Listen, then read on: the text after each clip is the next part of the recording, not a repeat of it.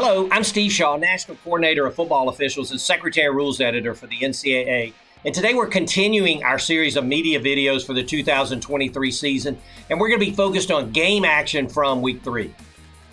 Now, I've received a lot of questions. Are targeting fouls up this year, or it seems like targeting is up? So what are the facts?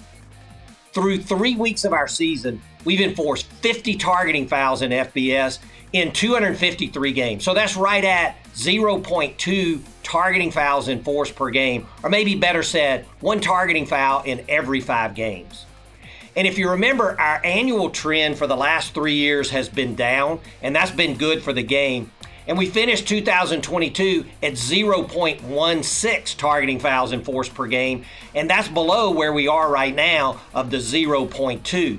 But if you look at the last 2 seasons, and we've graphed this out where we've broken out targeting fouls by week, you see early in the year, targeting fouls are significantly higher than on the back half of the year. Now, there's a lot of theories on why this may be. The coaches say they get a coaching opportunity to coach up their players with plays they don't get to see in scrimmages like sliding ball carriers, live quarterbacks. But whatever the reason is, this trend of back half of the season has held for the past 3 years. And so we're at 0.2 right now. That is exactly where we were at this time last year. So if the backside season trend holds, then no, our targeting fouls are not going up. They're right on pace of where we have been in last season. And that's good for the game. So with that, let's get on into some plays. Our first play this week, the offense is backed up near its own goal line. The quarterback's going to fake to the back and follow him, and he's taken down right at the goal line. It's very, very tight, but the ruling on the field is that the quarterback did get out of the end zone. Now, we get a replay, and the front of the ball is clearly out of the end zone when the right elbow of the runner hits down. But what is the rule here? So when the ball is coming out of the end zone to be considered in the field of play and out of the end zone, the entire ball must be out of the end zone. And as we go back and take a look at the replay again, we must determine the frame of the video when the right elbow is actually down and then the position of the ball at that point.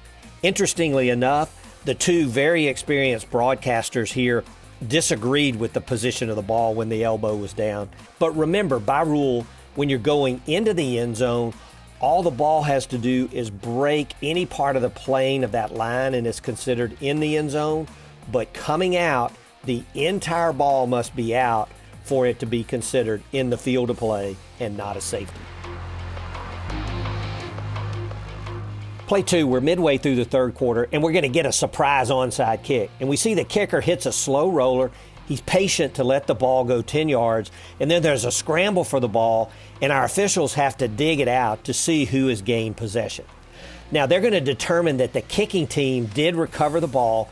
Now, initially, we do point the wrong direction, but we get it sorted out quickly, and we point that the kicking team did recover the ball. Now, replay is looking at this play with broad eyes. They're looking at, did the ball go 10 yards? Was it touched? When was it touched? By who? But also they must verify the blocks by the kickers are legal. Now, by rule, kickers cannot block an opponent until they can legally touch the ball. And we see a kicking team player here. He's actually going to block receiver number 87 before the ball has gone 10 yards. So it is an illegal block. And since the kickers recovered, the receivers will accept the 5-yard penalty, which is enforced from the previous spot. So the kicking team will have to re-kick from 5 yards back. Now, this is one of only 8 fouls that replay can actually create from the booth. We're all familiar with targeting, but this is another one. And the reason this is there is that on the field, there's such a focus on the ball touching where the ball is when it's recovered that sometimes these blocks can be missed. It's pretty straightforward to pick it out in replay, and that's what they did here. So very good job recognizing this illegal block. Play 3, the offense faces 4th and 1, and they decide to attempt a 37-yard field goal. Now, the snap and hold are clean, the kick is off, but it is no good.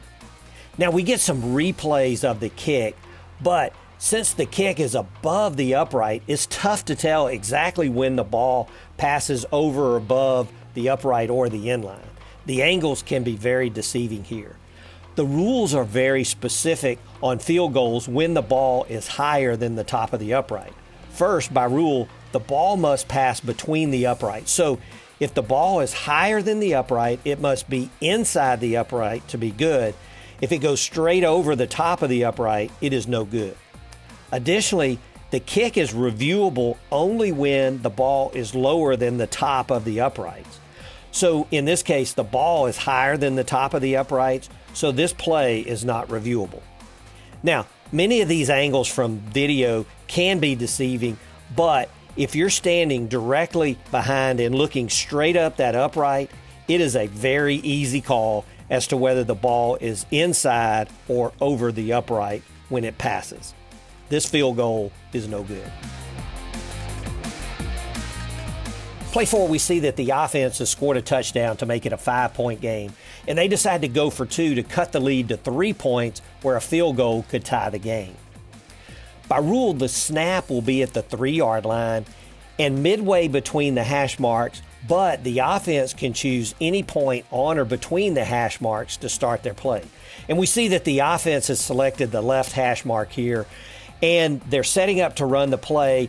It's late in the play clock. The quarterback's trying to change the play, and the play clock is going to run out, and the offense is penalized 5 yards for delay of game.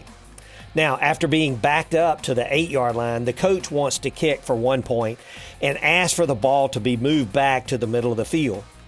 Since the foul was on the offense, they lose the right to relocate the ball, so they're going to have to try the kick for extra point from the left hash. There's no option to relocate the ball after a foul by the offense.